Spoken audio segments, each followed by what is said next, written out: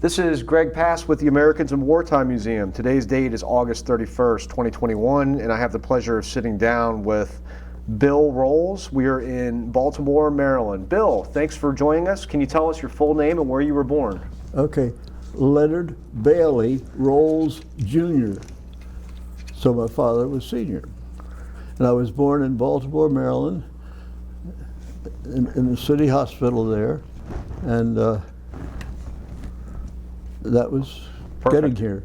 And what war did you participate in? World War II. And let me back up. Do you have any military veterans in your family? My grandfather was in World War I, and my cousin was in World War II and was in chemical warfare in England. So I've got people, they're all dead, but I do have people, nobody's alive anymore. Gotcha. So I understand that you have a very interesting story to tell about your service during the Second World War. Can you tell us how your service started?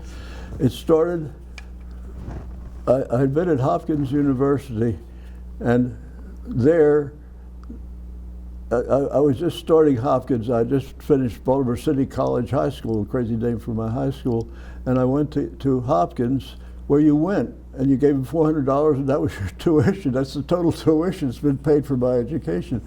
And so that's where they discovered, they offered the ROTC, which is the Reserve Officers Training Corps. And I got into that, and that's when, by the age of 17, I was starting to give commands to platoons and such. And actually, I wrote something about the crazy command languages. Attention, hunt, not attention, follow right, flank, hurry, all this barking and mispronunciation that you had to do to be a real soldier. So I learned that when I was 17. But that's where I started my education. By the time I was 18, I had finished the year of Hopkins and was ready to go off to war. And so what's the first government agency that you ended up being employed by? Because it was the U.S. military. So what, you showed me an identification of the War Department. Yes. So was that? So much of it was secret stuff, they couldn't identify themselves. Okay. I was in the United States Infantry. I guess that's the War Department, that's agency it would be. Was there a division that you were assigned to? Yeah, I was in the United States Infantry. But was there like a number in front of that? Like, did you have a division that you were assigned to, like the 82nd, 101st, First Cap? No, it was where I spent. I was sent to Fort Meade to join up, and they didn't know what to do with me, so they put me in charge of the dishwashing room for a while. And then when they could figure something out, they said we've tested you. We want to send you to Fort McClellan, Alabama. And that's where they sent me, and then they assigned a platoon to me to be under my guidance. And so none of these had good titles. So tell me about your time at Fort McClellan.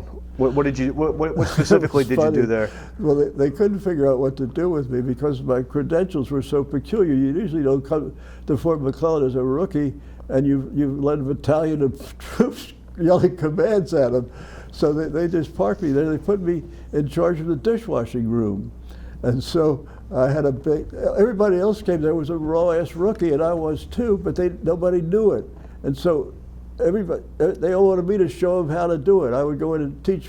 I would get there at 4 in the morning and go over, and everybody else had to go, all these routines and everything. I just did what I had to do to run it. I'd go watch the dishwashing room and take the troops, and I would say, now here's how you take the plates off, and here's how you scrub them, and here's where you pile them up.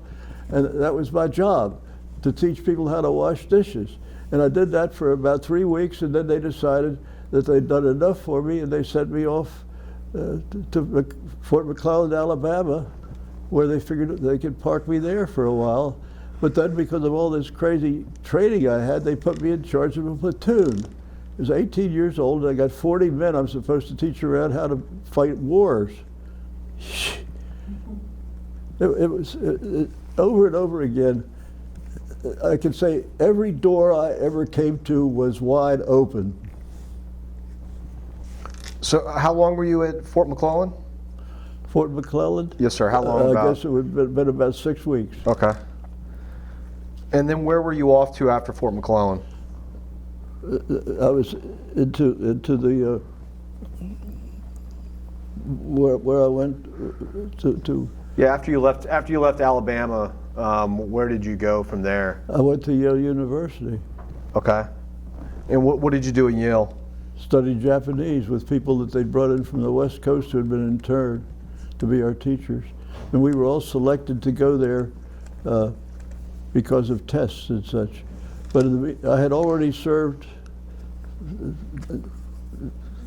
I had already raised a platoon of, showed a platoon of people how to be military, and then they sent them off to the Battle of the Bulge. And they sent me to Yale. Okay. So how long were you at Yale studying? A year. A year? World War II. Can you imagine spending World War II in such a spectacularly wonderful place to be? My God. I don't deserve it, but it's worked out that way. So what year would that have been that you were at Yale? Well, I'd be 18. So Battle of the Bulge was in end of 44 into 45. So it would be 45. 45. Okay. Okay, so you were there for a year, which puts us toward the end of the war. And at this time, were you? I was 19 years old, and it was February 13th, 1944, when I went to Yale. Okay. February 44. To learn Japanese. And we were there until the atomic bomb hit Japan. Okay, gotcha. So that would be August 1945. Okay. Did you go anywhere after Yale? Did you do any time overseas at all after the war? No, I came home and went to Hopkins. Gotcha. So you brought some Japanese footwear. What I brought my military hat from before the war. Yes, sir. But then when I got to Japan, everything is so peculiar. The first thing they said to me is, take off your uniform and wear civilian clothes. We don't want anybody to know that we're military because we're counterintelligence. What year was that you went to Japan? I guess it would be 45. Okay. No, 44. And that probably wouldn't have been At the end of 44, beginning of 45. I was at Yale for a year. So I guess it was it was beginning of 45 when I went to Yale. So you were in Japan at the end of the war. After the war, that's when at the end of the war, I was at Yale studying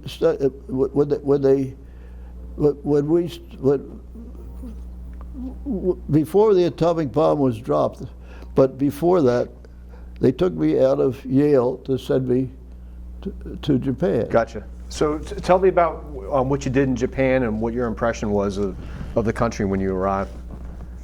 It was amazing because Fukushima City was split in half.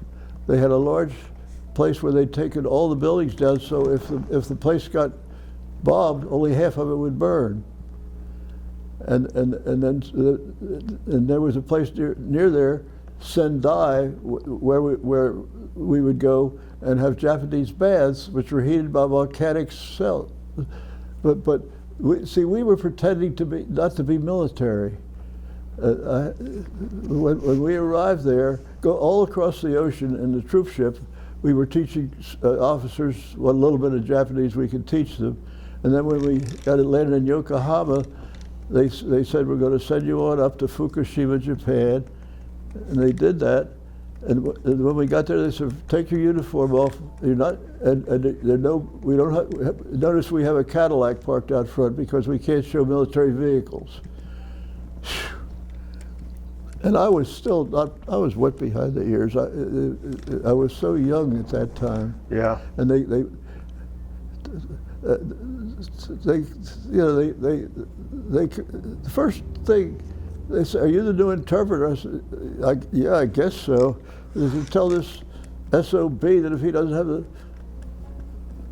Shays Lounge in here by next Tuesday, we won't let him vote in the election." I can't ever forget the first sentence I was called upon to translate into Japanese. Raishu no Senkyo is next week. I could do that.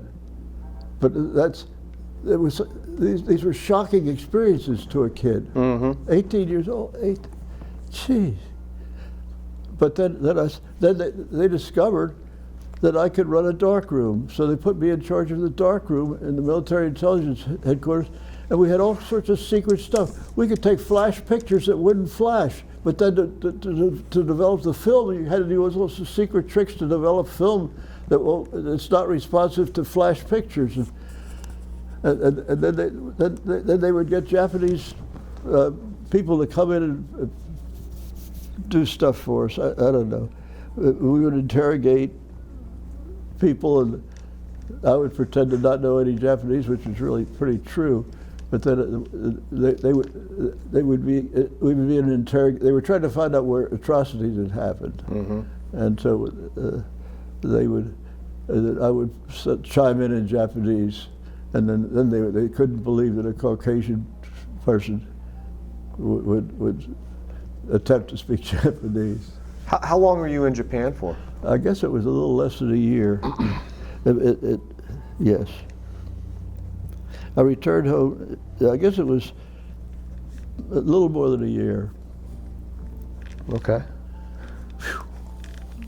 So tell me about those shoes that you brought with you. Oh, Japanese shoes are called geta, and I couldn't wear my shoes were military shoes, and so we had to be military people. We had to be Caucasians. My feet were so big that I couldn't wear the Japanese shoes, so they had to make these for me. And my big toe fits in there, and I would clop around in these shoes in civilian clothes. What the heck kind of being in the Army is this? And I had a Beretta pistol. They sent me, tell them to go out and stop this shooting. I run out and say, "Tomare, tomare," which means stop it, I thought, but it also means damn it. These experiences that you can't forget that happened 100 years ago. You also brought a rifle with you. We'll get a photograph of that later. But tell us about how you got that rifle. The bayonet is the whole story. It takes about a minute to slide the scabbard off of the bayonet. It's this long. So how did you get a hold of that weapon? Well, they let it. I was in counterintelligence. I could bring anything I wanted to. Never forget it. I've been against intelligence ever since. So before the interview, you said you want to talk a little bit about the price of goods in the 1920s. Yeah, I had a thing showing. I thought that the year I was born, the average income was $2,300. A new car cost $360. A new house was $7,800. A loaf of bread was 9 cents. A gallon of gas was 12 cents. This is what it was like when I was born. World War II was just sort of getting cranked up. My uncle had just come home from World War I. But it's hard to think that when we think the nightmare that was going on in this world right now, and I don't want to talk about it because I'm liberal and you don't want to hear that kind of stuff from me, but oh my God. I can't even sleep at night sometimes thinking about those people in Afghanistan. Nothing, we can't do anything. Don't get me started. Let's go back to 1941. Do you remember where you were when you heard about the bombing at Pearl Harbor? I was in Fukushima, Japan.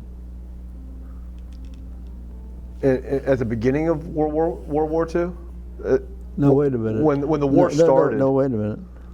No. I was in Yale. No. Yeah. Yes. Do you remember how you heard about it and how that made you feel when you knew? Yeah, I was at Yale, and they said it had occurred, and we had never been told about what it was. But at that point, right then instantly they needed me in Japan. So all this learning Japanese and everything, but see, it wasn't troop shifts for me. It was always, at then if you had a uniform, you could get on a train and go anywhere you wanted to. So they said, go to Seattle and get on a troop ship. And so I went across the country without anybody shepherding me. I just went to Seattle and got on a troop ship. And this is the kind of thing a soldier does. There were 4 of us, I guess, from Yale going there. Mm-hmm. So lucky, over and over again. Every time anything bad could happen, it didn't. So you mentioned that you were on a ship that went to Troop Japan. ship. Yeah, what was that like, living on a ship? That was amazing because it was a giant ship, and every once in a while they had to stop and blow up a bomb that was placed in the Pacific Ocean to try to get us.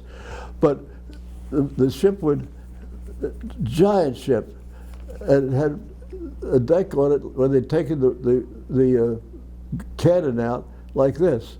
And I discovered that if I started here and ran, the feet under me would be going down, and it was like just to run on this giant platform that was doing this, you became lighter and lighter. And it was a weird thing. And everybody else was throwing up over the side. There I am, dashing back and forth. Never mind. Memories. And then they wanted me to teach Japanese to these officers. I wasn't an officer, I was a corporal. You know, here I'm teaching Japanese. Strange. So you mentioned you were a corporal. At the end. At the end? That's how high up they let me go. Okay. And all right. And how did you keep in touch with your family when you were deployed? Were you able to send letters? Oh, I would go down to Baltimore. When you were overseas. When I was overseas. Do you remember? No, there wasn't any keeping in touch. Okay. No. Well, I didn't have that much. No, I don't remember any need for that. I remember all the crazy things that you had to do, where you never would know about it. They would have indications that somebody was trying to tap our telephone lines, and everybody would go crazy, and then all kinds of military secrets and things. I had to type. I was a typist. I could do touch typing. So and MacArthur needed everything in 3 copies, so he wouldn't allow erasure.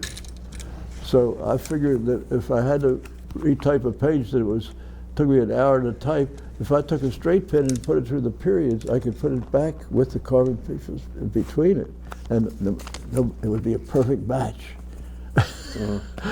Oh my, crazy things that you do when you're a kid. Do you recall how long you were on that troop ship? Remember how long that? I took about a week, I think. Mm-hmm. But that was something. They have you guys crammed in there pretty tight? No, we were in bunks. It would be four hammocks to sleep in. Mm-hmm.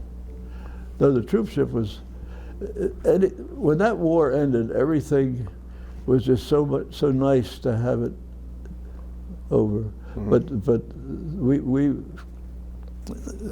the troop ship was, for me it was a pleasure, but a lot of people were getting seasick. And so I didn't want to show that I was having a good time. When you landed in Japan, what was your first impression of the country? Can you put us what it would look like? It was interesting because Yokohama, the biggest building there, was designed by Frank Lloyd Wright. It was really weird, but there were few soldiers around still in uniform, and they would sort of look at you, hate you, They were still there.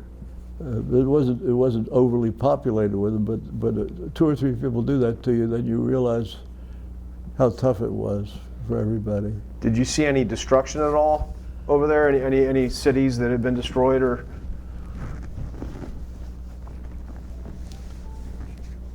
Just the whole center of the city in Fukushima had been removed, so that if half of it caught on fire, the other half wouldn't. Mm-hmm. but it wasn't a military. Oh, I saw Bob, you know, on the train from Tokyo to Fukushima, bomb craters all along. Mm-hmm. And I'd never been in a jail before. You know, you go in there to, what a amazing experience. Mm. So when you think about your service during the Second World War, is there a particular memory that stands out in your mind? It's a whole bunch of spectacularly lucky would be what I'd say. Every time I would be afraid something was going to happen and nothing did. It was always good. Like, see, I was in Hopkins for many years before and after the war. I went I suddenly was a senior at Hopkins, but then I went there for postgraduate work, and I taught there a little bit for 4 years. But these were just joyful times in my youth. I almost feel guilty that everything was so wonderful. Mm-hmm.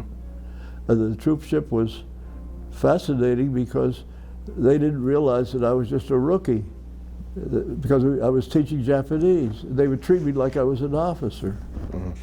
Over and over again. I got yes. How do you think that your service in the 1940s and your experiences overseas shaped you into the man that you are today? As I said, every door I have ever come to was open, and I realize it. At least I realize it.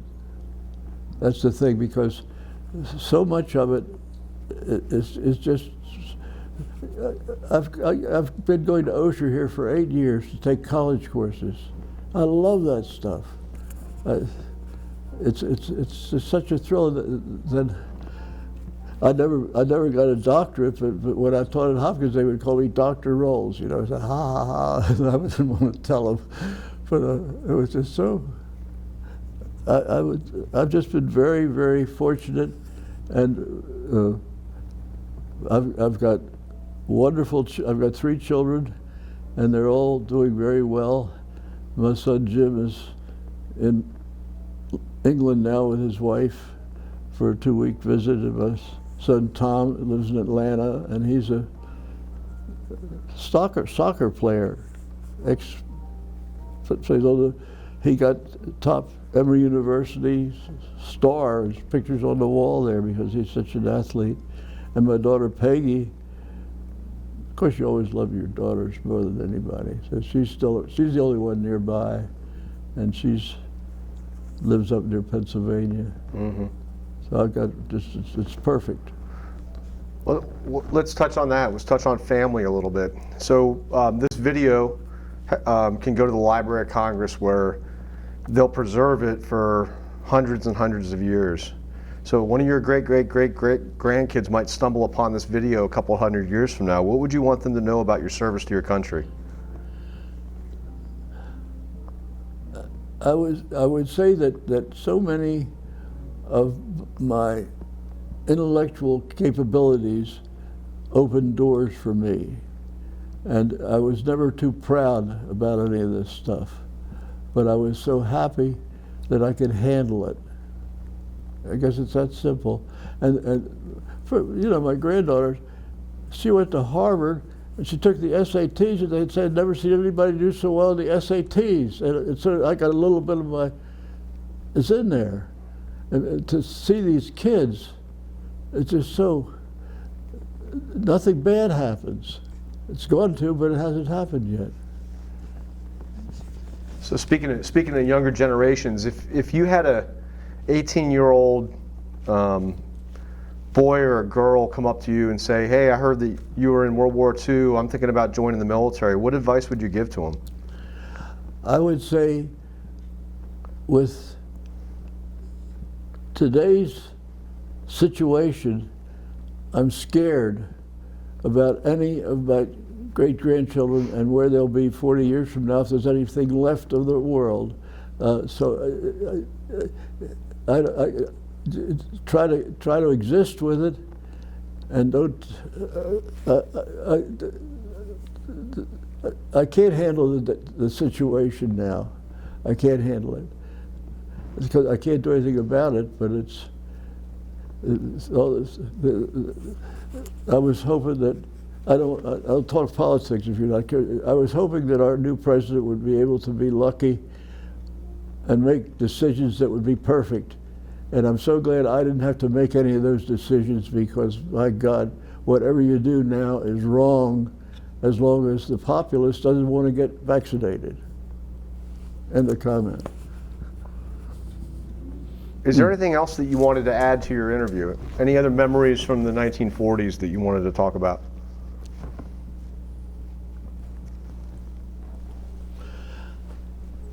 Model airplanes.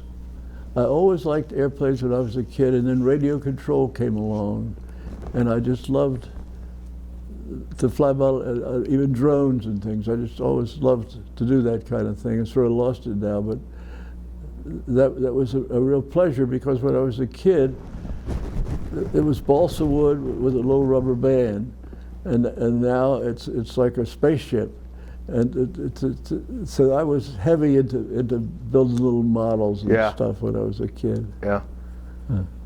Did you have any questions for him? I have so many, it's hard to articulate. Bill, we talked a little bit about your family and your grandchildren, and if you would recommend someone going into the military, and I think you seem to imply that that's a very difficult decision these days. But how do you feel about what you did for your country? Do you have any thoughts about that?